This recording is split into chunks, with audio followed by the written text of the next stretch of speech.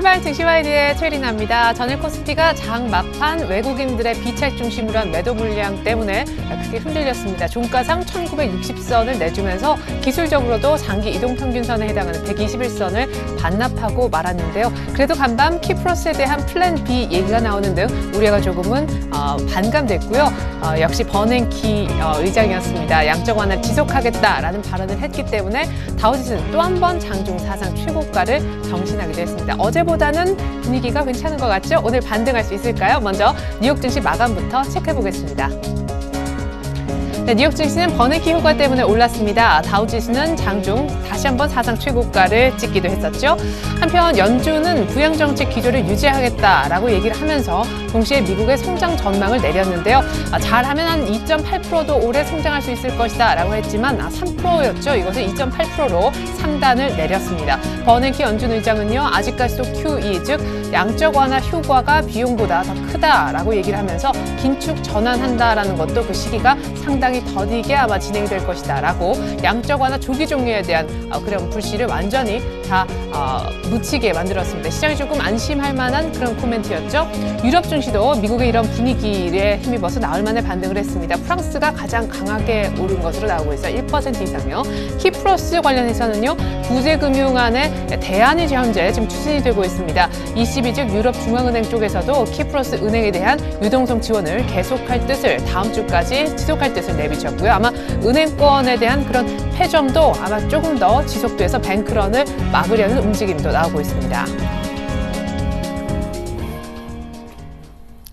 네, 어제 좀 많이 빠졌었고 장 막판이요. 전산망 마비 얘기까지 있었기 때문에요. 오늘 버냉키 호재로 얼마나 올라갈 수 있을지 그 부분이 관건이 될 것 같은데요. 그에 앞서 출발 증시와이드 일부 주요 코너들부터 살펴보시겠습니다.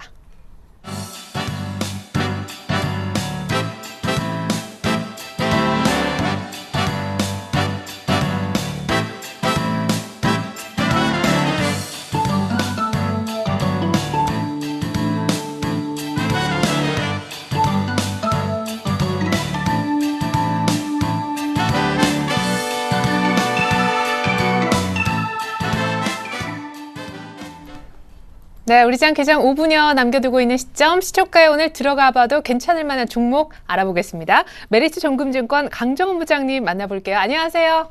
네, 안녕하세요. 네, 전에 시초가 공략주였던 SL, 시초가 대비 한 2% 이상 상승을 장중에 한번 했었었는데 종가상 조금은 못 미쳤습니다만 AS 해주시죠. 네, SL 최근에 자동차 품목종들 강세를 보이고 있고요.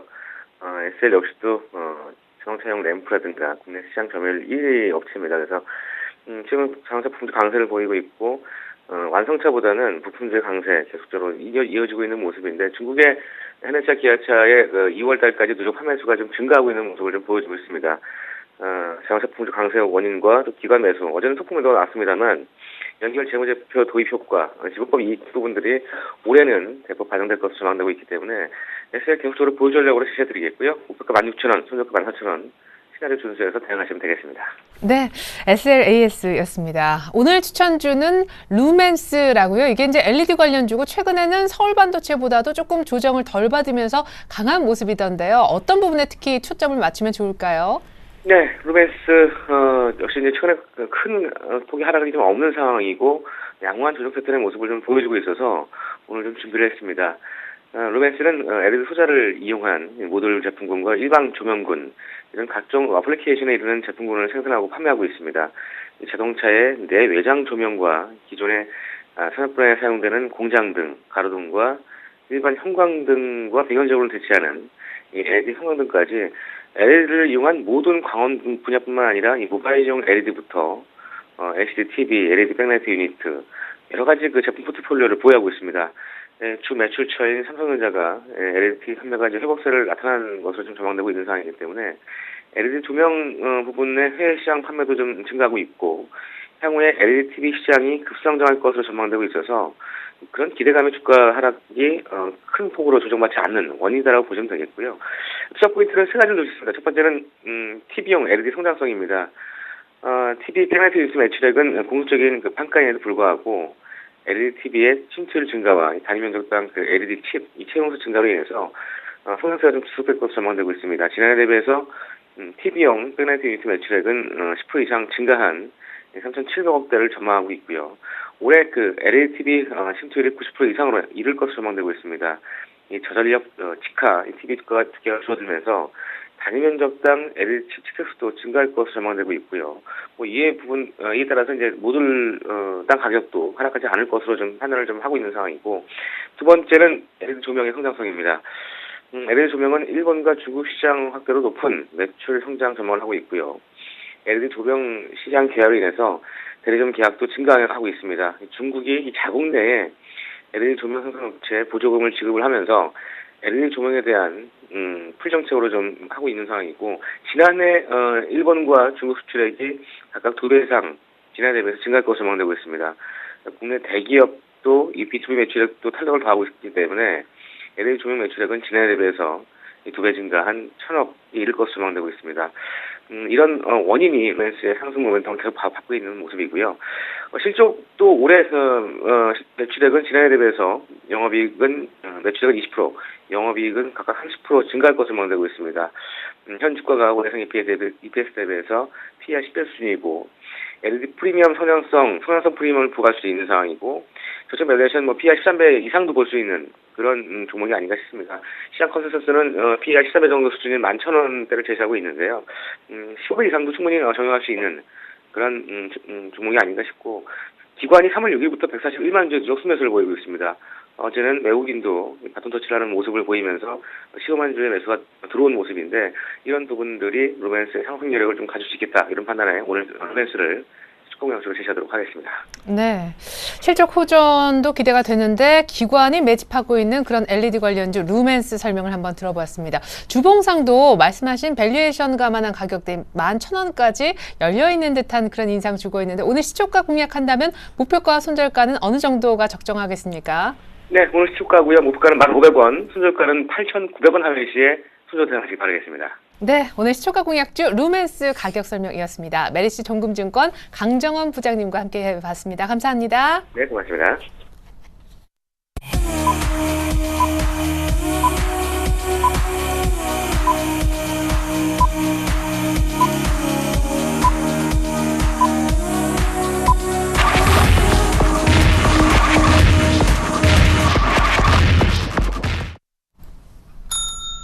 네, 3월 21일 목요일 우리장 막 개장을 했습니다. 오늘 버냉키 발언에 힘입어 전일 많이 그것도 막판에 빠졌던 우리 코스피와 또 코스닥이 얼마나 반등할지가 주목되는 날인데요.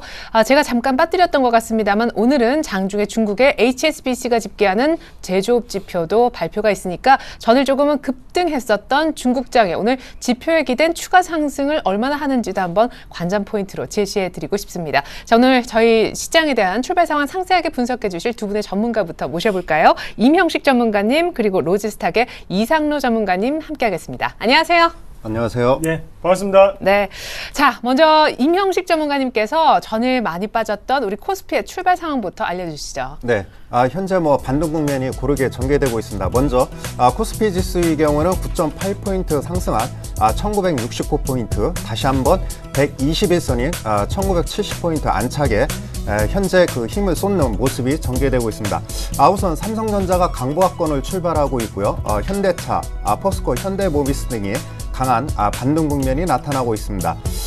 삼성생명, 한국전력 등도 현재 반등 국면에 참여하고 있는 그러한 모습을 보여주고 있고, 특히 그 눈여겨봐야 될 그 대목은 기아차인 것 같습니다. 기아차가 1.8% 강한 상승 흐름이 전개되면서 55,000원대 가격을 형성하고 있는데요.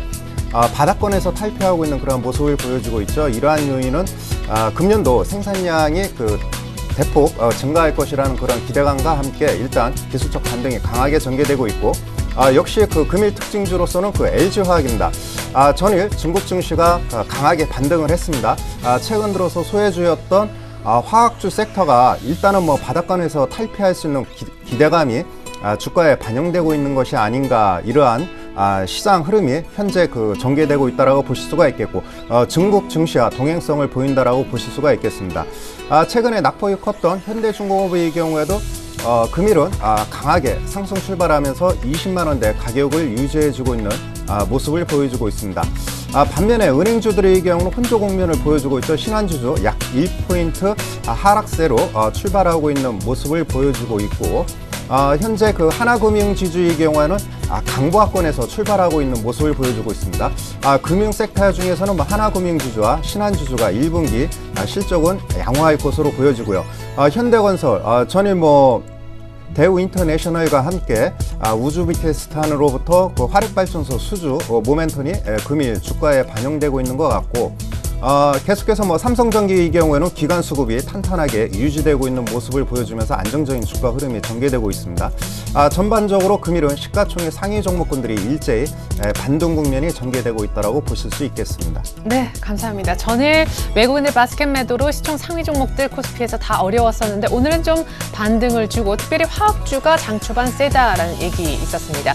자, 이번엔 코스닥으로 가볼 텐데 그 전에 일본 니케이가 어제 춘분절 관련해서 휴장이었었는데 오늘 시작과 동시에 1% 가까운 갭상승을 보여주고 있습니다. 참 일본 니케이는 쉬면 쉬는 대로 그 다음날 바로 오릅니다. 아시아 증시 전반적으로 부진할 때는 혼자 쏙 빠지더니만 오늘 또다시 강하게 출발한다는 분위기 전달을 해드렸고요. 자, 전일 종잡을 수 없는 외국인들의 매매 패턴 때문에 코스닥이 밀렸었는데 오늘은 사면서 시작하고 출발도 분위기가 나쁘지 않네요. 네, 맞습니다. 550선이 이렇게 높은 곳인지를 또 몰랐겠죠. 네. 그만큼 지금 550선에 대해서 뭐 돌파를 한다거나 아니면 저항을 받고 내려온다거나 이런 부분이 상당히 많은데요.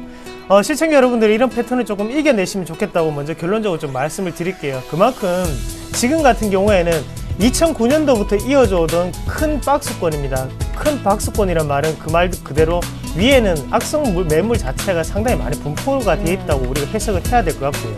그런 점에서 보신다면 당연히 장중의 변동성이라든지 아니면 낙폭 자체를 우리가 감내를 하시면서 어느 정도 투자를 하시는 지름길이 좀 되지 않겠나 그렇게 좀 말씀을 드리겠고, 현재 지금 550.14포인트를 나타내고 있는 코스닥이고요.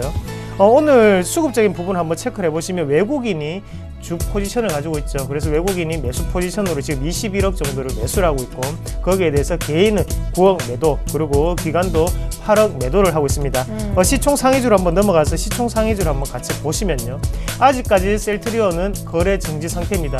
셀트리온이 내일부터 거래 재개가 되는데요, 이 부분 꼭 한번 살펴보시길 바라겠고요. 서울반도체 같은 경우에 다시 1%의 상승 출발했고, 전체적으로 한번 보시면 시총 상위주들의 오늘 움직임이 상당히 활발한 것을 우리가 발견하실 수 있겠고요.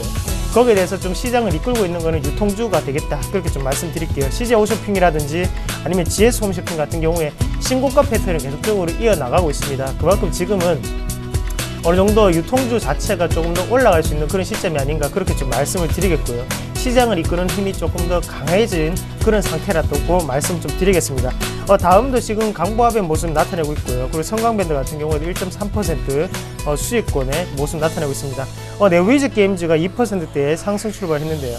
어제 같은 경우에도 어느 정도의 지금 놀자주라고 하죠. 그래서 엔터 관련주라든지 아니면 게임 관련주가 최근 들어 또다시 이슈가 되고 있습니다. 이런 부분에서 오늘 2%대 강세를 나타내는 부분이 아닌가 그렇게 좀 말씀을 드리겠고요.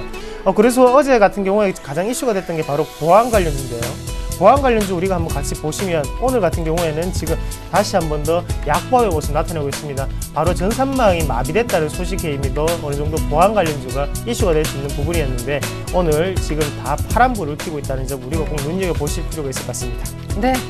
자, 이렇게 해서 코스닥 분위기까지 전달을 해드렸습니다. 계속해서 외환시장 출발 상황을 알려드리고자 하는데요. 현재 원달러 환율은요, 1원 이상 1원 한 10전 정도 빠진 1115원에 출발을 했습니다. 그 앞서서 참 많이 올랐었고요. 조금은 조정을 한 하루짜리 정도 받는 것 같았지만 전일 키프로스 의회에서 그 구제금융안 부결 얘기가 나오면서 곧바로 상승 마감을 했었죠. 전일 장중에 1120원도 터치를 하고 조금 고점 매도 물량에 밀리는 모습이었는데 오늘은 일단 추가 하락이 나옵니다. 역시 버냉키 연준 의장의 양적 완화 지속 발언 때문에 일단 달러화가 약세로 돌았다는 점 때문에 우리 원달러 환율도 오늘 하락 압력을 받고 있는 것 같습니다. 하지만 많이 밀리고 있지는 않다는 점도 참고하셨으면 좋겠습니다. 자, 일단은 오늘 원달러 환율은 하락 출발했는데 버냉키 영향이 좀 있는 것 같다라는 말씀까지 전달을 해드렸고요. 9시 한 10분 조금 못 되는데 계속해서 고수들의 작전 타임을 한번 들어보시겠습니다. 오늘 만나볼 고수는요, 주식회사 알파라이징 스탁의 정재훈 실장님이 되겠습니다. 안녕하십니까, 실장님? 네, 안녕하십니까. 네, 오늘 기술적 반등입니까? 어떤 작전이 필요할까요? 예, 일단 지금 현재는 바닥을 확인하는 구간이다라고 좀 보시는 게 좋을 것 같습니다. 뭐 전날 이런저런 얘기들이 좀 많이 있었습니다. 그 부분들 때문에 일단 오후장에 급하게 좀 밀려 내려오는 그런 모습들이 나타났었는데요. 일단 뭐 세계 시장 자체가 많이 올라가 있는 그런 상황들이기 때문에 좀 지수는 부담스러운 상황입니다. 그렇지만은 거래소 쪽 섹터 같은 경우는 지금 현재 많이 빠져 있는 상황이고 올라가지는 못하고 있는데요. 바로 이제 선진 시장 쪽에서의 조정을 좀 염두에 둔 그런 플레이가 아닌가 싶습니다. 반면에 코스닥 쪽 섹터 같은 경우는 전일 같은 경우 외국인 쪽에서 일단 바스켓 물량이 쏟아지는 그런 모습들이 좀 나타났는데요. 그 부분들은 일단 거의 뭐 마무리가 됐다라고 좀 보셔도 좋을 것 같습니다. 여기서 좀 봐야 될 부분들은요. 우선적으로는 거래소 시장 쪽이나 일단은 그 코스닥 시장 쪽이나 수급적인 부분들을 빼놓고 볼 수는 없을 것 같습니다. 현재 거래소 시장 쪽에서는 외국인 쪽에서의 매도가 지속적으로 좀 출회가 되고 있는 모습들입니다. 6개월 연속적으로 좀 나오고 있는 부분들이고요. 코스닥 같은 경우는 전일 뭐 300억 가까이 매도 물량이 좀 쏟아졌었는데요. 금일 같은 경우는 일단 약 한 38억 정도 매수세가 유입이 되고 있는 그런 부분들입니다. 환율적인 부분들이 일단 외국인들 매도세를 좀 부추기는 경우들도 있지만 우선 뱅가드 부분들에 대한 차익 매물이다라고 좀 보시는 게 좋지 않나 싶습니다. 그렇기 때문에 일단 많이 올라가 있는 그런 종목군들이 주로 이제 추가적인 상승 시도가 좀 많이 나오고 있거든요. 그렇다면은 그 IT 섹터라든가 아니면은 제약이나 바이오 쪽 이런 쪽으로 좀 압축을 하는 게 좋을 것 같습니다. 거래소 쪽 같은 경우는 지금 현재 반등이 좀 나와주고 있는 그런 부분들이지만 지금 현재 여전히 뱅가드에 대한 물량 부분들 그 부분들이 부담이 되는 그런 상황들이기 때문에 단기적으로 트레이딩 관점으로 좀 보는 게 좋지 않겠나라고 생각을 하고 있습니다. 우선적으로 지수를 좀 보게 된다면요. 지금 현재 지수 같은 경우는 1970선에서 좀 거래가 되고 있는 그런 모습들입니다. 그렇지만 전일 같은 경우 121선이 이탈을 해주는 그런 모습들이 나타난 이후에 지금 현재 반등 시도가 좀 나타나고 있는데요. 이번 반등은 2000포인트 부근에서는 일단 한번 털어주는 매도를 해주는 그런 전략이 좀 유효하다라고 좀 말씀을 드리도록 하겠고요. 반대로 이제 코스닥 같은 경우는 추가적인 상승 시도가 좀 나오고 있는 그런 상황들입니다. 마찬가지로 많이 올라와 있는 상황들입니다. 미국 시장이 전고점을 돌파 시도를 하지 못하고서 밀려 내려오게 된다면은 코스닥 시장도 마찬가지로 고점 돌파를 못 해주고 나서 밀리는 그런 모습들이 예상이 되고 있습니다. 그렇기 때문에 코스닥 시장 같은 경우는 박스권형으로 좀 대응을 하는 게 좋겠다라고 좀 말씀을 드리고 싶습니다. 일단 오늘 같은 경우는 추가적인 반등 시도가 좀 나타난다라고 좀 보셔도 좋을 것 같습니다. 오늘 관심 있게 볼 만한 종목군들은요, 두 종목을 좀 준비를 했습니다. 먼저 부강약품을 좀 준비를 했는데요. 최근에 바이오 섹터, 제약 쪽 섹터들의 상승세가 상당히 좀 가파르게 나타나고 있는 그런 상황들입니다. 그런 상황들 속에서 못 올라간 섹터들을 좀 찾아보니 부강약품이 눈에 좀 띄었었는데요. 우선 지금 부강약품 같은 경우는 자회사가 줄기세포 분야 합술치죠. 스템셀이 좀 재개가 되는 그런 모습이었었습니다. 일단 환자의 82%가 완치가 된다라는 그런 리포트 형식을 좀 발표를 했는데요. 뿐만 아니라 보험 약가가 약가에 대해서 심사를 하고 있는 그런 상황입니다. 일단 만약에 보험 적용이 된다라면 새로운 시장에 대해서 창출이 좀 가능하지 않나라고 좀 생각을 하고 있습니다. 그뿐만이 아니라 표적 항암제 등이나 이런 부분들의 신약 개발을 좀 한창 진행을 하고 있는 그런 상황들이고요. 이 부분들에 대해서는 한국과 미국에서 임상 시험을 좀 동시에 좀 진행을 하고 있는 그런 상황들입니다. 그뿐만이 아니라 당뇨병에 대한 품목 허가가 지금 현재 심사 중이기 때문에요. 줄줄이 모멘텀은 좀 대기를 하고 있다라고 좀 보시면 좋을 것 같습니다. 수급적인 모습들을 좀 보겠는데요. 단기적으로만 좀 보게 된다면 그렇게 크게 많은 물량들이 들어오고 있는 그런 상황들은 아닙니다. 그렇지만 꾸준하게 좀 매수세가 유입이 되고 있는 부분들, 특히나 연기금 쪽과 외국인 쪽에서의 매수세가 유입이 되는 부분들이 좀 긍정적이다라고 좀 보셔도 좋을 것 같고요. 수급적인 부분들을 좀 보게 된다면 지금 현재 상황으로만 좀 보게 된다면 일단은 많이 올라와 있었습니다. 많이 올라와 있다가 한 차례 조정을 받고 있는 그런 모습들인데요. 과거의 흐름들을 보게 된다면 기관 쪽에서의 매수세가 상당히 좀 강하게 나타났다라는 부분들입니다. 과거에 나타났었고 외국인 또한 마찬가지로 고가권역에서 좀 매수세가 진행이 돼 있는 부분들인데요. 매도가 그렇게 크게 나타나지 않고 있는 그런 상황들입니다. 그렇기 때문에 추가적인 상승 시도는 나와줄 것이다라고 좀 말씀을 드리고 싶고요. 가격적인 전략을 좀 말씀을 드리도록 하겠는데요. 우선적으로 올해 2월 초에 형성된 저점권역을 이어보게 된다면 약 21선 부근대가 지지라인대가 형성이 되고 있습니다. 그 자리대가 약 14,500원 정도인데요. 매수 단가는 14,500원 부근부터는 분할 매수 포인트로 잡아보시는 게 좋을 것 같고요. 목표가를 일단 짧게 전고점 부근입니다. 15,350원을 목표가로 좀 설정을 해드리고요. 손절가는 14,000원이 이탈되는 흐름들이 전개가 된다면 일단 단기적으로 추세가 이탈되는 흐름들이기 때문에 손절 라인으로 14,000원을 좀 제시를 해드리도록 하겠습니다. 두 번째 종목은 ETF 상품입니다. 일단 코덱스 레버리지인데요. 일단 지수가 상승을 했을 때 수익을 낼 수 있는 그런 상품이다라고 좀 보시는 게 좋을 것 같습니다. 지수가 최근에 좀 많이 밀려 내려오는 그런 모습들이 나타났었고요. 여기에서 이제 추가적인 반등 시도는 나타날 수 있다라고 좀 보셔도 좋을 것 같은데요. 여기에서는 뭐 무리하게 따라간다라는 관점보다는 제가 코덱스 레버리지를 말씀드리는 부분들은 지금부터 밀려 내려오는 흐름들이 나타나게 된다면 단기적으로나 아니면 중장기적으로나 매수를 할 수 있는 포인트다라고 좀 말씀을 드리고 싶습니다. 단기적으로 보시는 분들 같은 경우라면 지수는 반등권역으로 진입을 할 것이기 때문에 단기 시세 차익을 낼 수가 있고요. 그다음에 중기적으로 보시는 분들 같은 경우라면 지금 현재 대형 섹터들에 상당히 좀 힘이 없는 그런 상황들 속에서 삼성전자 한 종목만 가지고 지수 플레이를 좀 해주고 있는 그런 상황들이기 때문에요. 일단 차별화에 만약에 대비를 한다면 코덱스 레버리지가 상대적으로 좀 괜찮은 수익이 날 수 있다라고 좀 말씀을 드리고 싶습니다. 매수 단가는 지금 현재 12,265원 0.86% 정도 상승을 하고 있습니다. 며칠 정도 지켜보면서 접근을 하시는 게 좋을 것 같습니다. 일단 제가 생각하고 있는 단가는 12,160원 부근입니다. 전일 종가 부근인데요. 지금 현재 1% 가까이 상승을 해주고 있는 모습들이지만 무리하게 따라 들어갈 필요성은 없다라고 좀 말씀을 드리고 싶고요.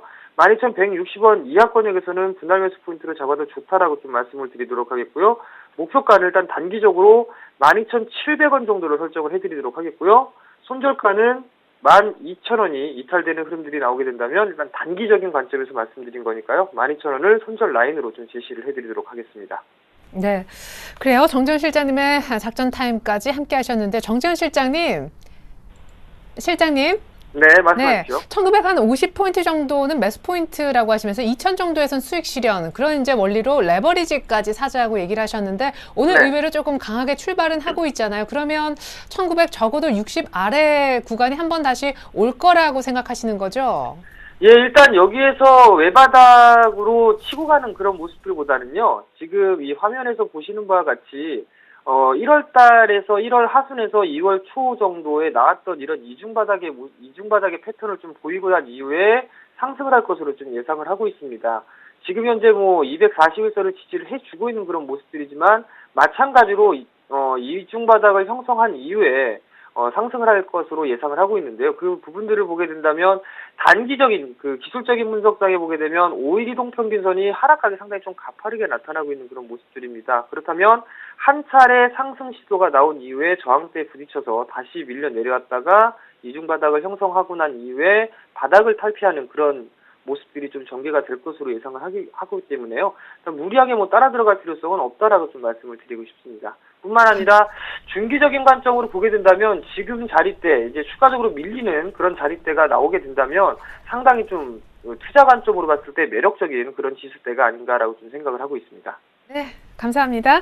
무리하게 지금 따라 들어갈 필요는 없겠다. 코스피와 레버리지에 관련된 그런 얘기까지 다시 한번 들어봤습니다. 알파라이징 스탁 정재훈 실장님의 작전까지 함께 하셨습니다. 감사합니다. 감사합니다.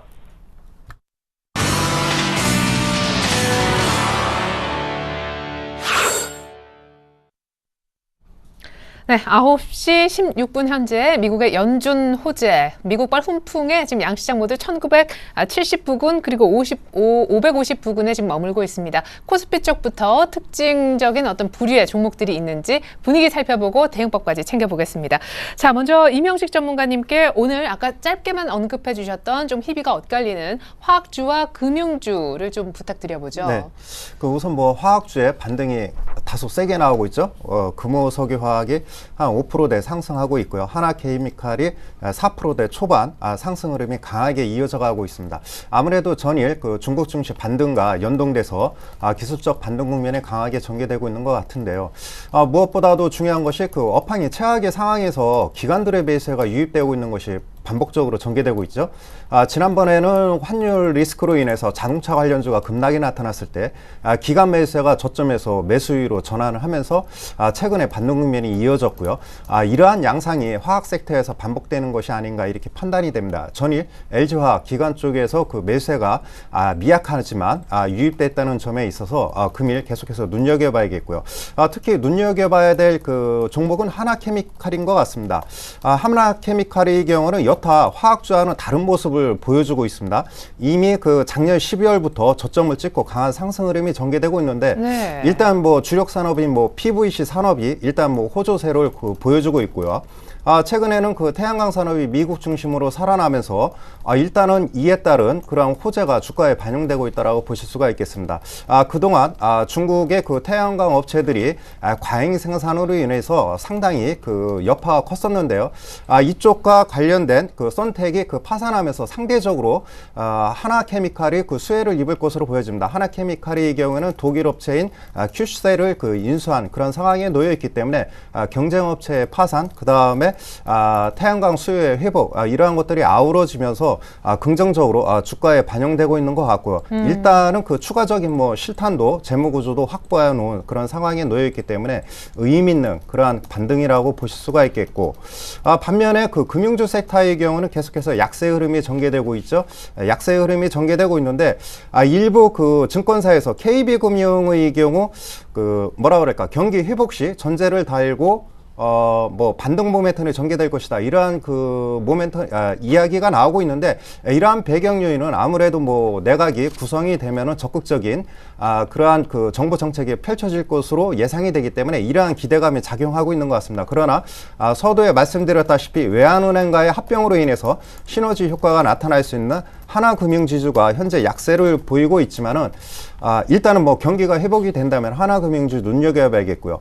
두 번째로는 뭐 신한지주가 전체 그 은행 내에서는 수익성이 가장 좋습니다. 안정적이고, 그렇기 때문에 일단은 신한지주와 하나금융주 쪽에 포커스를 맞출 필요가 있다라고 여겨집니다. 그러면 화학주는요, 지금 이제 조금 크게 뭐 금호석유도 오늘 이렇게 오르는데, 네. 지금부터 다시 한번 정말 진정한 아주 짧은 네. 관점 말고 매수로 봐도 되는 겁니까? 참 그게 그쵸. 참 힘듭니다. 힘든데 일단은 그런 것 같습니다. 하반기에는 그 경기 모멘텀이 좀 더 눈에 가시화되게 좋아질 것으로 보여집니다. 그렇기 때문에 각 그 업체마다 주력 화학 산업이 다릅니다. 그렇기 때문에 거기에 맞게끔 대응할 필요가 있겠는데요. 그렇다면은 예를 들어서 뭐 LG화학의 경우는 포트폴리오가 그 다양하게 포진되어 있습니다. 그렇기 때문에 안정적으로 뭐 투자하고 싶은 분의 경우는 뭐 상승 탄력은 미미하겠지만 LG화학을 선택을 할 필요가 있겠고요. 롯데케미칼의 경우는 최근에 그 주력 산업인 뭐 MPG라든가 일부 산업들의 그 제품 가격이 지금 그 하락 추세에 놓여 있기 때문에 회복은 금년도 하반기에 이루어질 가능성이 크겠고, 금호석유화의 경우에도 주력 산업은 2분기부터 가셔야 될 것으로 예상이 되기 때문에 큰 틀에서 저점은 뭐 지금이 그 업황바닥, 주가 바닥이 아닌가 이렇게 판단이 됩니다. 그렇기 때문에 하반기를 노리고 들어간다면은 지금이 저가 매수 타이밍이라고 볼 수가 있겠고, 단기적으로는 눈에 띄게 펀더멘탈이 계산되고 흑자 전환하는 하나케미칼에 주력할 필요가 있다고 여겨집니다. 네. 자, 속보가 있어서 전해드립니다. 미국 하원에 이어서 상원까지도 예산안에 합의를 했다고 합니다. 정부 폐쇄는 미국 기준으로 일단 면할 것 같습니다. 자, 코스피는 그래도 1970은 조금 안 되는 제한적 상승만 보이고 있네요. 미국 관련해서 시퀘스터 우려가 여전했었는데 27일 임시 예산안이 지금 코앞에 다가온 시점에 상원에 이어 하원에 이어 상원까지도 예산안 합의가 이루어졌음을 알려드렸습니다. 자, 이번에 코스닥으로 가보죠. 전일 정말 9시 뉴스에서 이 얘기밖에 없더라고요. 보안과 주요 이제 어제 뭐 방송사 그리고 뭐 은행 전산망이 뚫려가지고 보안주가 아까 파란불을 켜고 있다고 하셨는데 네, 어떻게 맞습니다. 대응해야 됩니까? 네, 지금도 파란불 자체 그리고 낙폭 자체가 좀 더 확대되고 있는 그런 시점이라고 좀 말씀을 드리겠습니다. 같이 화면을 보시면 지금 이글루 시큐리티라는 종목만이 지금 상승폭을 펼치고 있는데요. 이글루 시큐리티 같은 경우는 SBS의 보안넷 관련으로 공급을 했다죠. 그런 이유 때문에 SBS만 뚫히지 않았다. 그렇기 때문에 이 주식은 오른다. 이렇게 좀 보시는 관점이 좀 좋겠고요. 그런 관점에서 우리가 한번 정리를 해본다면 지금 같은 경우 어떻게 대응을 하냐면, 현재 어느 정도의 돌발 상황으로 인해서 올랐던 주식들입니다. 거기에 대해서 오늘 다시 원상태로 제자리를 좀 찾아간다고 보시는 게 좋겠고요. 다만 우리가 여기서 한번 생각을 해야 되는 점이 보안 관련으로는 장기적인 관점에서는 계속적으로 이슈가 될 수 있는 부분이거든요. 대신에 지금 실적을 내고 있는지 그리고 시장 점유율이 얼마만큼을 차지하고 있는지를 좀 더 유심 있게 좀 보셔야 될 것 같아요. 예. 그래서 뭐 안내비라든지 이런 종목군 같은 경우에는 정치 테마성 재료와 상당히 엮여 있기 때문에 좀 제외를 하시는 게 좀 좋겠고요.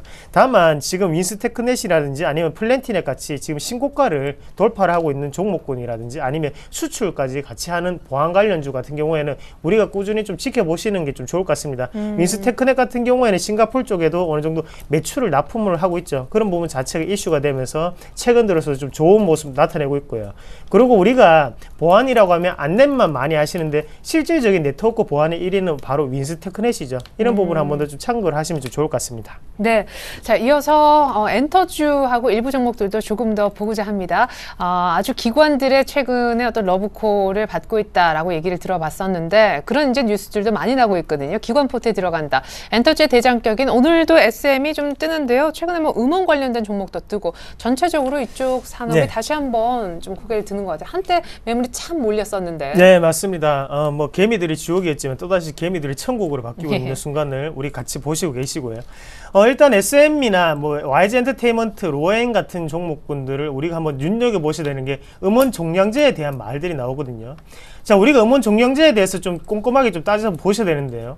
지금은 정액제죠. 하지만 이게 종량제로 바뀐다면 당연히 공급을 하는 자는 당연히 갑의 위치, 위의 위치에 좀 설 수밖에 없는 구조입니다. 왜 그런 말씀을 드리냐면 어차피 플랫폼을 공급하는 업체들은 지금 상당히 과다 출혈을 하고 있죠. 고객 입장에서는 당연히 받아들여야 되는 거고, 그리고 대신에 고객은 비싸게 되면 다른 업체를 또 찾아가서 또 거기서 다운받아서 들을 수가 있다는 거죠. 하지만 플랫폼 업체가 말고 우리가 음원을 제작해서 제작을 공급하는 회사 같은 경우에는 당연히 이용 횟수에 따라서 더욱더 뭐 돈을 준다 이런 식으로 계약이 된다면 당연히 매출액은 늘어날 수밖에 없는 네. 구조라는 걸 우리가 한 번 더 인식을 하셔야 될 것 같고요. 이런 구조상의 변화가 일어난다면 당연히 SM이라든지 아니면 YG 엔터테인먼트 같이 제작사격인 이런 입장에서는 상당히 호재가 될 수 있다는 거 우리가 꼭 한번 눈여겨보시는 게 좋을 것 같습니다. 그래서 지금 뭐 벌써 기관의 애널리스트들이 보고서에 의하면 SN 같은 경우에는 한 150억 원, 그리고 YG 엔터테인먼트 같은 경우에는 연간 130억 원이 매출이 좀 증가될 것이다. 그런 전망치를 좀 내놓고 있는데요. 그만큼은 증가될지는 모르는 거죠. 하지만 증가가 될 것이라는 것은 확실한 거니까 우리가 한 번 더 좀 눈여겨보셔야 되는 거고, 여기서 코스닥이 달려가려면 당연히 다시 한 번 더 엔터주가 올라가줘야 된다는 시점, 우리가 그렇게 트렌드가 바뀌고 있다는 걸 한 번 더 인식을 하시는 계기가 좀 되었으면 좋겠습니다. 네. 자, 한편 STX 페노션은요, 채권단 지원 소식이 오늘 좀 들어와서 흐름이 나쁘지 않고, 삼성물산도 얼마 전에 뭐 외국계 회사 인수 얘기도 있었고, 오늘 또 용산 관련해서 개발해서 발 뺀다라는 소식도 있습니다. 삼성물산 주가 흐름하고 STX 페노션, 무엇보다 코스피 200 편입 기대감에 오르는 종목군들도 있다고 해요. 여기까지도 브리핑과 대응법 챙겨보겠습니다. 네, 그 차기 정부에서 그 적극적인 경기 부양 의지가 현재 각 기업들의 구조조정에 적극적으로 그 금융권이 동참하는 그런 모습이 전개되고 있습니다. STX 페노션의 경우 산업은행이 추가적으로 뭐 1,500억 원 이상을 그 지원할 것으로 보여집니다. 그렇기 때문에 STX 페노션의 경우에도 매각이 순조롭게 그 진행될 가능성이 크겠고요. 전일 뭐 쌍용건설의 경우에도 채권단에서 그 출자 전환 소식과 함께 일단은 뭐 회사행 절차를 밟을 것으로 보여집니다. 그렇기 때문에 최근 구조조정을 겪는 기업들의 경우 일단은 뭐 안도적인 그러한 그 주가 흐름이 전개될 것으로 보여지고요. 계속해서 그 STS 그 페노션뿐만 아니라 여타 일부 종목군들의 경우 수급이 개선되면서 상승하고 있는 그런 모습을 보여주고 있는데요. 방금 뭐 말씀하신 것처럼 뭐 이마트라든가 그 다음에 코스맥스 기타 그 여러 관련주들의 경우 코스피 200 그 변경이 되면서 포트폴리오에 그 편입을 해야 됩니다. 기관들이 예를 들어서 뭐 인덱스 펀드 같은 경우 코스피 200을 추종하는 그런 그 펀드를 그 추적 오차 없이 따라가려면은 변경된 종목을 발빠르게 일정 비율씩 편입을 해야 되는 그런 상황에 놓여 있기 때문에 이와 관련된 종목군들이 많이 올라가고 있습니다. 그렇기 때문에 이들 종목군들의 경우 일정 비율을 채운 이후에는 다시 한번 펀드멘탈이 주가를 좌우할 것으로 예상이 되기 때문에 이들 종목군들의 흐름은 일단은 뭐 미리 주가에 선반영된 그런 상황에 놓여있기 때문에 추격 매수는 다소 금물이라고 보실 수가 있겠고, 전반적으로 현재 주식형 펀드가 최근 2, 3일 동안 조금씩 들어오고 있습니다. 아무래도 이와 같은 여러 가지 정책 기대감, 코스피 200 지수에 따른 정기 종목 변경 교체, 이러한 것들이 아우러지면서 산발적으로 종목들의 반등 모멘텀이 좀 폭넓게 확산되고 있는 것이 특징이라고 보실 수 있겠습니다. 예. 자, 여기까지 한번 진행을 해봤습니다. 이번에는요, 다시 코스닥으로 한번 옮겨가 보겠습니다. 또 굳이 코스닥이 아니더라도 좀 덩치가 작은 중소형주 흐름 특징적으로 좀 알아볼 텐데요. 중국 원양자원의 감사 의견 적정받으면서 오늘 소위 점상 들어갔다고 지금 뉴스가 나오고 있고, 네. 오스템 임플란트하고 락앤락은 그동안 부진했었는데 오늘 반등이 있다고요? 네, 맞습니다. 일단 감사 의견에 대해서 조금 우리가 시청자분들이 좀 아셔야 되는 게요. 적정 의견이 있고 한정, 그리고 부적정 거절 의견이 있죠. 그래서 적정이라고 해서 우리가 좀 생각을 하셔야 되는 게, 적정 의견이 나오는 거는 좋은 거죠. 하지만 우리가 또 따져보셔야 되는 게, 실적이 좋다고 적정 의견이 나오는 건 아니죠. 그 말이 무슨 말이냐면, 한정은 재무제표를 볼 때 재무제표가 틀린 부분이 있더라도 이거는 실적에 그렇게 미치지 못한다 하고 넘어가면 그냥 한정이 되는 거고요. 틀린 부분이 없다면 적정이 되는 거고, 부적정 같은 경우에는 실적에 그리고 투자자한테 영향을 미칠 수 있다가 되면 이제 부적정이 되는 거죠. 네. 그런 의견을 한번 보실 때 중국 원양자원 같은 경우에도 상당히 투자자들 불안하게 많이 만들었습니다. 적자가 많다느니, 아니면 일부 잠식이 되었다느니, 아니면 지금 거래 정지가 곧 될 수 있다, 이런 소문들이 많았지만 결국에는 감사 의견이 적정이 나왔거든요. 그것은 실적은 안 좋지만 일단은 우리가 한 번 더 한 분기를 더 갈 수 있다는 기대감이 지금 좀 작용을 한다고 보시면 좋겠고요. 그런 투자 심리상 지금 상한가에 도달했다고 보시는 게 좋을 것 같고, 그리고 오늘 같은 시장의 분위기상 지금 중국 내수주 관련으로 상당히 큰 폭의 상승세를 좀 보이고 있거든요. 그만큼 중국의 예금자 조사를 했었죠. 거기에 대해서 예금은 줄이고 대신에 내수를 확대시키겠다, 그리고 내수 비중을 더욱더 올리겠다는 예금자 조사치가 나왔습니다. 거기에 따라서 지금 같은 경우에 락앤락이라든지 아니면 오스템 임플란트처럼 중국 내수 관련해서 지금 상승폭 자체가 조금 견고해지고 있는 상태인데요.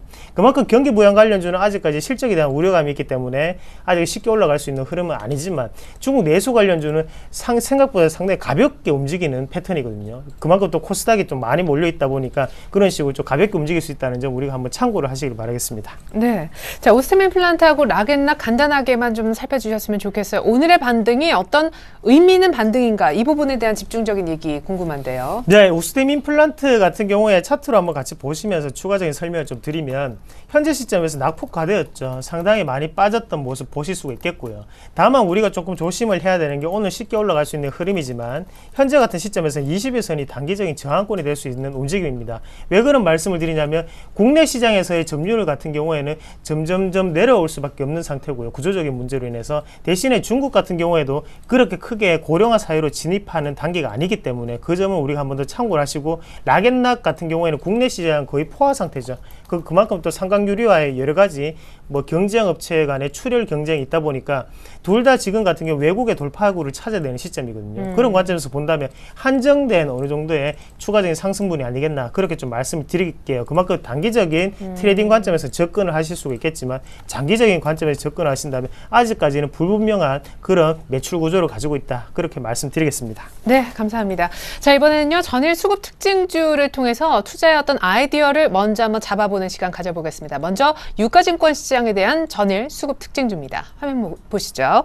자, 전일 외국인들의 매도가 굉장히 컸었습니다. 한 4천억 가까이 순매도했었던 날인데, 삼성전자를 역시 가장 많이 정리했고, 그 2위가 삼성물산, 3위가 전산망 관련해서, 또 키프로스 관련해서 분위기가 안 좋게 엮이는 신한지주, 4위는 롯데케미칼, 그리고 5위가 LG화학, 6위가 현대차.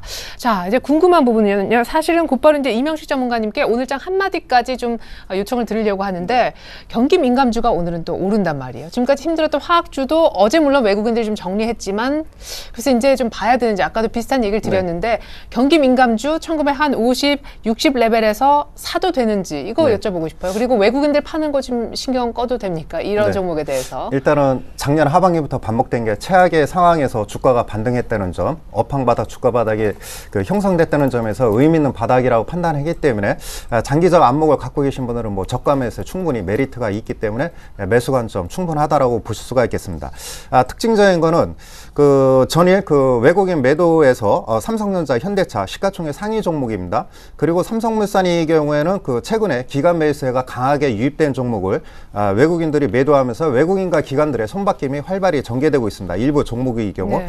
특히 중요한 것은 그 전일 그 롯데케미칼의 그 수급은 그 좋지 않았습니다. 그러나 전일 외국인들이 매도했음에도 불구하고 금일 강한 반등이 나타난 것은 누군가가 매수세가 저가 매수세가 강하게 유입된다는 것을 의미합니다. 그렇다면 기관 매수세가 일 가능성이 매우 크겠고요. 그 의미로는 LG화학이 한 이틀 연속 미미하지만 매수세가 유입됐기 때문에 일단 화학 섹터의 경우 기관 매수세가 유입되고 있다는 점에서 일단 뭐 단기적인 반등 모멘텀이 전개될 가능성이 매우 크다라고 볼 수가 있겠고요. 여러 가지 수급 문제로 인해서 상당히 어렵습니다. 그렇기 때문에 좀 그 안정적인 투자를 하고 싶은 분들의 경우는 정배열 그 차트 위주로 대응할 필요가 있다라고 보여지겠습니다. 경기 민감주, 대형주, 수급 문제로 인해서 어렵다라면은 최근에 일부 뭐 자화전자라든가 중국 관련주가 있습니다. 뭐 서울 반도체도 있고요. 정배열 관련주들이 최근에 상승 흐름이 눌림목 조정에서 다시 신고가를 내는 종목이라든가 서울반도체처럼 눌림목 조정이 현재 진행되고 있는 종목군들, 이들 종목군들을 좀 매수 관점에서 한번 접근해봐도 괜찮다라고 여겨집니다. 네. 그리고 앞서서 제가 여러 차례 질문드렸던 화학주에 대해서는 단기 반등 정도는 가능하다라고 전략을 주셨습니다. 자, 이번엔 전일 코스닥 쪽에는 수급 특징주도 한번 이어서 살펴보기로 하죠. 자, 외국인이 이틀 전에 700억 넘게 순매수를 했었다가요. 전일 300억 가까이 또 순매도를 했었던 코스닥인데 전일 일단 외국인들이 다시 급하게 정리했던 종목 순서대로입니다. 자, 기관이 좋아하는 SM 정리했고 메디톡스, 파트론, 그리고 성광밴드, SK브로드밴드, YG엔터. 예, 1위부터 6위까지 정리하니까 엔터주에서 엔터주로 끝이 나는군요. 자, 한편 전일 개인들이 400억 가까이 또 들어왔습니다. 코스닥이 또 되나 해가지고 그 전일에 외국인 수급 보고 들어왔던 거겠죠. 자, 개인들이 전일 코스닥에 샀었던 종목들입니다. 반대로 파트론, 하이텍팜, 그리고 성광밴드, 차바이오엔, 모두투어, CJENM 같은 종목들이 있었습니다. 자, 우리 이상로 전문가님, 개인분들이 지금 코스닥에 나름 이제 고점에서 외국인들이 이런 러브콜을 보내니까 들어오셨는데 잘 들어온 건지, 잘 매매하고 계신 건지요? 네, 잘하셨어요. 잘하셨고요. 지금 시점에 중요한 거는 흔들기에 당하지 말자죠. 그만큼 지금은 큰 패턴을 보고 가야지 작은 패턴을 보고 가시면 수익을 놓칠 수밖에 없다는 점 꼭 한 번 더 강조를 해드리고 싶습니다. 지금 큰 움직임, 정책적인 분위기가 바뀌기 때문에 그 부분에 우리가 한 번 더 집중을 해서 보셔야 될 것 같고요. 단기적인 어느 정도의 수급적인 특징을 보시면서 트레이딩을 하려면 지금 그렇게 해서는 안 되는 코스닥 패턴이 아닌가. 그만큼 수익을 내기가 어려웠다는 거죠. 장기적으로 한번 보고 가시고 오늘의 한마디를 한번 좀 말씀드릴 것 같으면 중국 내수 관련주를 좀 더 주목을 해서 보셔야 되지 않겠나. 그렇게 좀 말씀을 드릴게요. 앞서서도 말씀을 드렸지만 중국은 내수 확대라는 어느 정도 정책적인 변화가 지금까지 이어지고 있고요. 거기에 대해서 우리나라에 특히 보면 뭐 도시화 계획에 의해서 경기 부양 관련주가 어느 정도 이슈가 되고 있는데 그 부분은 아직까지 힘들다는 거죠. 1분기 실적에 대한 우려감 자체가 아직까지 작용을 하고 있는 시장이고 대신에 내수 같은 경우에는 쉽게 오를 수 있는 항목들입니다. 거기에 대해서 오늘 큰 패턴으로 오르는 패턴이 대부분 다 중국 내수 관련주고요. 하지만 이런 패턴을 쫓아가기보다는 우리가 장기적인 안목에서 본다면 음식료 업종도 괜찮다는 거 꼭 살펴보시길 바라겠습니다. 네, 중국 내수주 그리고 넓게는 음식료까지 괜찮다 혹은 정별 차트 위주로 대응하자라는 말씀 들어봤습니다. 오늘 함께해 주셨던 이명식 전문가님, 이상로 전문가님과는 인사 나눠야겠네요. 감사했습니다. 네, 고맙습니다.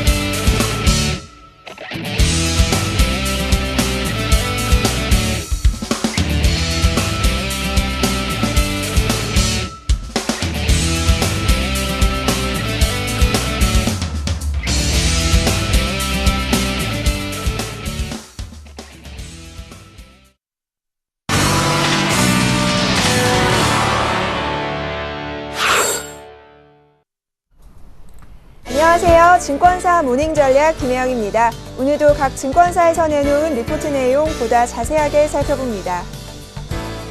삼성증권입니다. 오늘 RF쌤이 추천해 주셨습니다. 한국투자증권에서는 키프로스 뉴스플로어와 2% 부족한 미국 증시, 신한금융투자에서는 줄다리기 두드리기와 속도 조절, 동부증권에서는 악재는 약화될 시점이고 단계적 대응이 필요한 때다라는 리포트 살펴주셨습니다. 자세한 내용입니다. 오늘 삼성증권에서는 RF쌤이 추천해 주셨습니다. 동사는 음성신호를 전기신호로 바꿔주는 ECM 칩의 이 글로벌 점유율이 65%를 차지할 정도로 높은 기술력을 보유하고 있습니다. 또한 세라믹에 비해 반응 속도가 높은 PBS 다이오드의 사용처가 늘고 있어 매출 증가 또한 예상됩니다.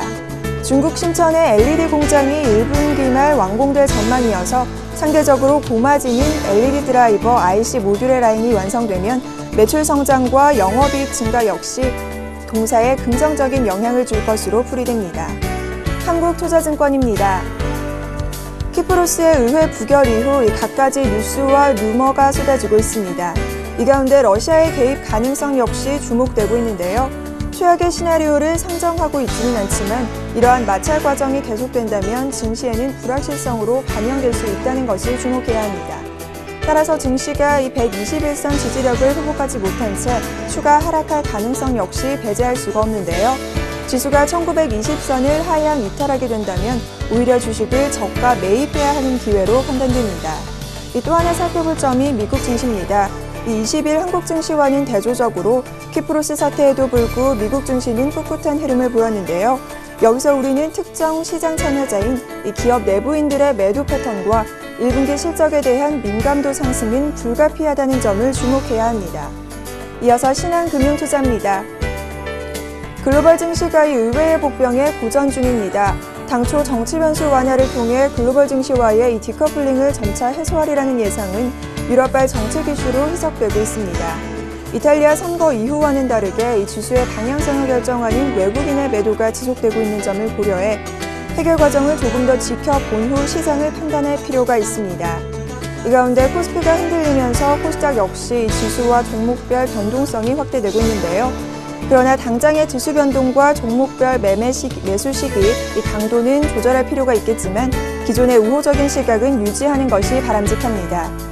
또한 IT와 삼성전자에 대한 시각 역시 우호적이며 이 코스닥 시장의 체질 변화에 계속적으로 주목해야 합니다. 마지막으로 특정 외국인의 매도세가 이 전체 외국인의 시각으로 일반화되기에는 무리라는 점을 꼭 유의하셔야 할 것 같습니다. 네, 이어서 오늘은 동부증권 도곡금융센터의 이의연 대리님 연결해 자세한 리포트 내용 살펴보겠습니다. 안녕하세요. 네, 안녕하세요. 네, 리포트 내용 살펴주시죠. 네, 어제 증시가 외국인 매도세와 키프로스 악재에다 장막판 방송금융권 해킹 사태까지 겹쳐서 1960포인트마저 무너졌는데요. 투자자분들의 입장에서는 악재에 과도하게 겁먹지 마시고 이미 노출된 악재가 소멸되는 과정으로 이해하시고 단계적인 대응이 필요한 시점이라고 봅니다. 현 시장의 이슈인 키프로스 문제를 간단하게 보면요. 이미 지난해부터 구제금융은 기정사실로 받아들여졌었고요. 비교적 타국가보다도 작은 규모이고 준비기간도 일정 부분 확보되면서 안전장치가 어느 정도 마련되어 있다라는 점을 주목하셨으면 합니다. 우선 구제금융 규모도 100억 달러 정도 선에서 마무리될 수 있는 수준이고요. 의회의 부결과 별도로 자금 수혈은 이어가겠다라는 유로존의 재확인 등을 생각해보면 역시 키프로스 사태는 단기 악재로 끝날 것으로 보입니다. 그리고 전일 미증시에서도 보실 수 있듯이 키프로스 문제를 그리 심각하게 받아들이지 않고 오히려 FOMC의 양적 완화 기조의 재확인 후 장중 사상 최고치를 뚫었던 모습을 보면 여전히 미국의 상승 추세는 유효할 것으로 보입니다. 최근 달러 강세에도 불구하고 자동차를 중심으로 한 제조업 경기와 업종 주가가 연일 상승을 이어간다는 것은 그만큼 미국의 내수 경기가 살아있다는 점이거든요. 저희 시장도 작년에도 그랬고 1980에서 70선에서 가격 메리트가 생기는 구간이고요. 2012년 8월 저점 이후 이어오는 상승 추세의 하단 추세대를 현재 일시적으로 훼손할 수는 있으나 반발 매수세가 충분히 들어올 수 있는 구간으로 보입니다. 물론 26일 은행 폐쇄를 결정한 키프로스가 개점 이후 예금 인출 사태 추이는 변수가 될 것으로 보이고요. 하지만 소액 예금자에게는 면세하겠다라고 한 완화된 구제금융책을 이미 내놓았기 때문에 큰 동요는 없지 않을까 예상해보고 있습니다. 전체적으로는 저희 시장은 외국인 수급 유념하셔서 보셔야 될 거고요. 현 지수 구간대에서는 1940선 정도까지 하단 열어놓으시되 분할 매수 단계적으로 하시면 괜찮으실 것 같습니다. 이상입니다. 네, 동부증권 도곡금융센터의 이의연 대리님이 연결해 자세한 리포트 내용 살펴봤습니다. 오늘 말씀 감사합니다. 네, 감사합니다. 네, 지금까지 증권사 모닝전략 김혜영이었습니다.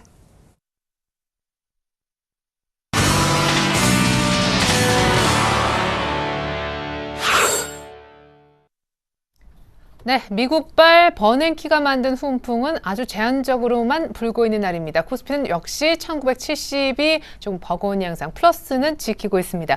글로벌 이슈 속 스치면 안 되는 숨은 한 줄의 의미를 찾아드리고 있습니다. 오늘도 역시 IM투자증권의 김동섭 이사님 만나서 얘기 나눠볼게요. 안녕하십니까? 네, 안녕하세요. 네, 발등에 떨어진 불, 키프로스 사태 얘기부터 시작해보겠습니다. 지금 구제금융안 의회에서 부결되고 나서 중앙은행 중심으로 긴급하게 이제 대책회의 들어간다고 하는데 플랜 B를 짜고 있다면서요. 러시아가 도움을 좀 줄까요? 러시아에서 도움 안 줄 확률이 굉장히 높고요. 예. 지금 할 수 있는 것은 그 키프로스가 이제 가용 자산을 청동을 하는 그런 전략을 구사하는 것 같고요. 또 정교회가 자산을 기탁하는 모습을 보았을 때 이제 국민들이 자발적으로 정부를 살리기 위한 정책이 좀 나와야 되지 않을까라고 보여지고 있고요. 시장에서 나오는 것은 이제 은행 구조조정을 한다든가 아니면 지난번 ECB에서 유동성을 법 테두리 안에서 지원을 하겠다 이런 얘기를 했기 때문에 국채를 발행하게끔 유도할 수 있고요. 러시아 차관에 대해서는 약간 조금 어려울 수 있지 않을까라는 부분이고요. 지금 이제 그 사회보장 기금이 있습니다. 요거를 좀 쓸 확률이 좀 상당히 높고요. 그다음에 이제 천연가스에서 이제 수익이 날 수 있는 부분을 미리 담보로 해서 자금을 좀 모으는 이런 방법을 생각할 것 같습니다. 어쨌든 그 ECB나 유로존에서 떠안아야 될 문제이기 때문에요. 아마도 잘 해결책이 나올 거라고 판단하고 있고요. 경제금화가 그렇게 크지 않기 때문에 또 인구도 그렇게 많지 않아서요. 충분히 막을 수 있다라고 판단하고 있습니다. 네, 어쨌거나 제일 좀 기분이 찝찝한 것은 아마 자기식으로 해법을 만들려 했던 독일이 아닌가 싶은데 그 얘기 향후에 좀 나눌 수 있는 기회 있었으면 좋겠습니다. 이번엔 중국 증시 어제 미뤄뒀었는데 얘기를 좀 오늘 해보죠. 월가에서 어제 간만에 오른 중국 증시에 대해서 찬물을 끼얹었더군요. 향후 한 2달 동안 두 자릿수 조정이 있을 수 있다라고 했는데 구체적인 지수 범위까지 제시를 했다면서요. 네, 그 레이베로스 트레이딩 그룹이라고 해서 이 그룹에서 레이버로스, 베로스 그 기술 분석가가 제시한 건데요. 중국이 향후 2달간 15%가량 추가 하락을 할 수 있다라고 어제 CNBC를 통해서 얘기가 나왔는데, 이 사람은 얘기하는 건 뭐냐면, 지금 그 지수가 작년 12월부터 2월까지 한 25% 급등을 했는데 요거를 이제 뭐냐면 불마켓이 아니라 베어마켓 랠리, 그러니까 약세장 속에서 일시적인 반등이다라는 식으로 얘기를 했죠. 그 이유를 뭐 여러 가지를 댔는데요. 일단 뱅크 오브 아메리카가 메릴린치에서 발표해서 조사 발표 결과를 보면 중국 경착륙에 대해서 투표율이 지난번 10%에서 이번에 18% 올라섰다라는 이유가 하나가 있고요. 또 하나는 중국이 그 성장 모멘텀이 약화돼서 정책 반응도가 상당히 제한적인 상황이다라는 부분. 그다음에 1월에 그 CPI 소비자 물가 지수가 2%에서 인플레이션을 걱정 안 하는 그런 상황이었었는데 3.2%까지 예상치를 웃돌았다는 거죠. 그래서 이런 부분이 상당히 좀 중요하고 또 하나는 뭐냐면 요즘 중국 정부에서 긴축에 대한 얘기가 좀 나오고 있기 때문에 이 부분이 그 아마도 베러스라는 사람이 제시한 부분이죠. 그래서 지수가 1950선 정도까지 하락할 거고 이건 이제 지난번 출발 가격이었거든요. 거기서 다시 내려가게 되면 1600선도 터치할 수 있다라고 했는데 제가 볼 때는 과한 표현이 아니었을까라는 생각이 들고요. 중국은 제가 볼 때 경기 살아날 확률이 굉장히 높다라고 보고 있고요. 지금 상황에서 본다면 중국이 그 내수를 진작해주면서 경기 GDP 성장률을 높이는 그런 과정이라고 판단하기 때문에 충분히 현재 상황 극복해서 오히려 주가가 더 올라갈 확률이 있지 않을까라는 생각을 해보게 됩니다. 예. 그리고 전일 HSBC 서울 본사에서 올해 세계 경제 전망 관련된 기자 간담회가 있었는데 아베노믹스는 기대가 크면 클수록 실망도 크다. 그리고 한국은 다음 달 정도 기준금리 인하가 아니라 굉장히 러프하게 올해 연내 한번 내리는 정도 얘기가 있었다고요. 그 스티븐 킹이라는 그 이코노미스트 겸 리서치 대표인데요. 이 사람이 이제 2013년도 세계 경제 전망을 발표하면서 이제 얘기한 건 뭐냐면 그 아베 신조가 하는 아베노믹스라는 것은 그 환율에서 엔화 약세를 통해서 경기 부양책을 하는 거죠. 이 시간이 이 얘기를 하고 있는데요. 문제는 뭐냐면 그 영국에서도 3, 4년 전에 똑같이 일본 같은 상황이 벌어졌지만 결국에서는 인플레이션 때문에 문제가 됐다라는 얘기를 했고요.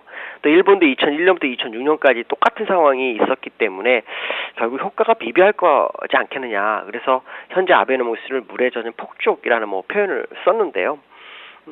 제가 볼 때는 일본이 지금 그 콜옵션이나 이런 쪽에 그 계속해서 베팅이 들어오고 있는 것으로 보았을 때는 충분히 가능성을 열어두고 볼 필요성이 있다라고 보여지고 있고요.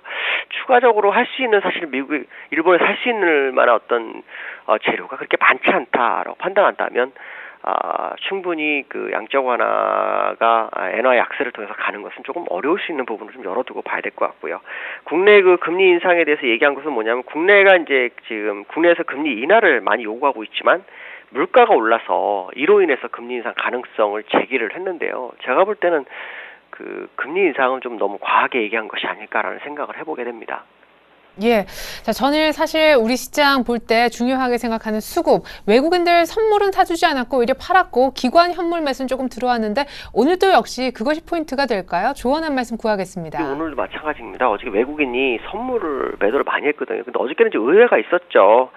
방송국이라든가 금융기관에 전산 테러가 있어서 그로 인한 문제가 있었다 그런다면 오늘 외국인들의 선물 매수를 다시 한번 확인해 볼 필요성이 있습니다. 중요한 것은 현재의 자리는 기관들이 매수하는 그런 자리이기 때문에 기관들의 매수가 강해지는지 확인해 보실 필요성이 있고요.